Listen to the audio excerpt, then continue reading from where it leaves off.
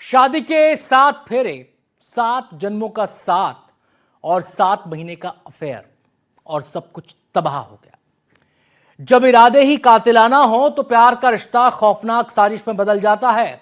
राजस्थान की राजधानी जयपुर से एक ऐसी ही सनसनीखेज वारदात सामने आई है जिसने रिश्तों पर से भरोसा उठा दिया है। एक पत्नी जिसने अपने प्रेमी के साथ मिलकर अपने ही सुहाग का सौदा कर डाला, पाइनएप्पल का जूस और उसमें घुला सल्फास का जहर। देखिए जयपुर में हुई इस रोंगटे खड़े कर देने वाली जहरीली साजिश की पूरी इनसाइड स्टोरी।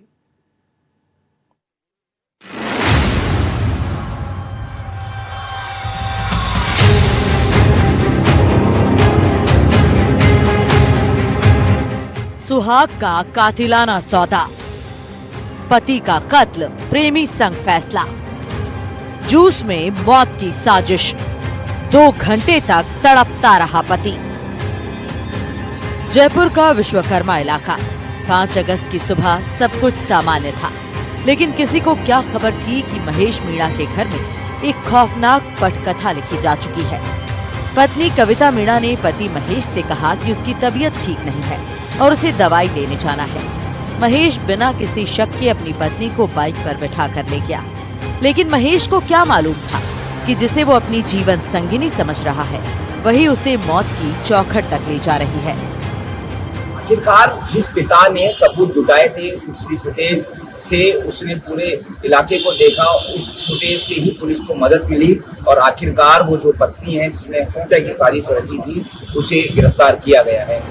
दवाई लेने के बहाने कविता महेश को बोराज ले गई, फिर वहां से दोनों पहुंचे बस्सी स्थित नईनाथ धाम। यहीं पर कातिलाना खेल का असली चैप्टर शुरू हुआ।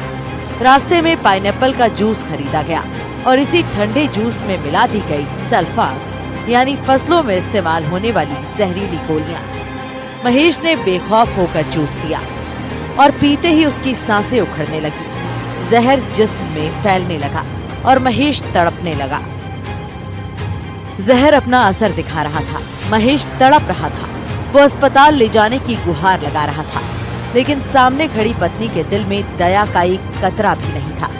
पुलिस के मुताबिक जहर पिलाने के बाद करीब 2 से 3 घंटे तक कविता और उसका प्रेमी गणेश महेश को सड़क पर घुमाते रहे। मकसद सिर्फ एक था, अस्पताल पहुंचने में जितनी देर होगी महेश के बचने की उम्मीद उतनी ही खत्म हो जाएगी। जब महेश की सांसें थमने के करीब पहुंच गईं, तब जाकर नाटक की दूसरी किश्त शुरू हुई। अपनी जान बचाने और पुलिस को गुमराह करने के लिए कविता ने महेश को 14 नंबर पुलिया के पास रोका और महेश के भाई को फोन घुमाया। रोते हुए बोली कि इनकी तबीयत अचानक बहुत खराब हो गई है, जल्दी आओ। बदहवास परिजन मौके पर पहुंचे। महेश को आनन फानन में सीकेएस अस्पताल ले जाया गया, लेकिन डॉक्टरों ने उसे मृत घोषित कर दिया।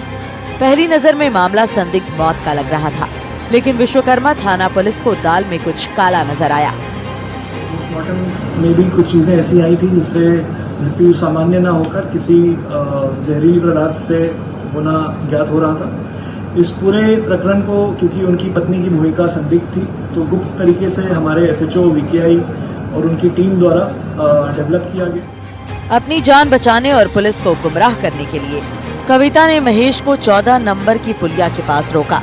महिला ने महेश के भाई को फोन घुमाया। महेश की तबीयत अचानक बहुत खराब है। बदहवास परिजन मौके पर पहुंचे।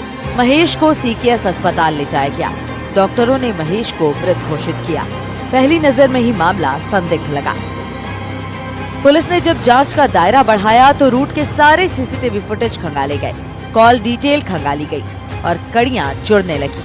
सामने आया 6-7 साल पुराना अफेयर, कविता और गणेश मीणा का पुराना प्यार। परिवार ने शादी महेश से कर दी थी, लेकिन शादी के 1.5 साल बाद भी कविता के सिर पर गणेश का भूत सवार था। पुलिस पूछताछ में खुलासा हुआ कि गांव में किसी के सल्फास खाने की घटना से कविता को मर्डर का आइडिया आया था। पुलिस ने कातिल पत्नी कविता और उसके प्रेमी गणेश मीणा को सलाखों के पीछे भेज दिया है। जहरीली साजिश का पर्दा फाश हो चुका है और अब दोनों कातिल अपनी करतूतों की सजा भुगतने के लिए जेल के सलाखों के पीछे हैं। जयपुर से एनडीटीवी के लिए दीपक चावला की रिपोर्ट।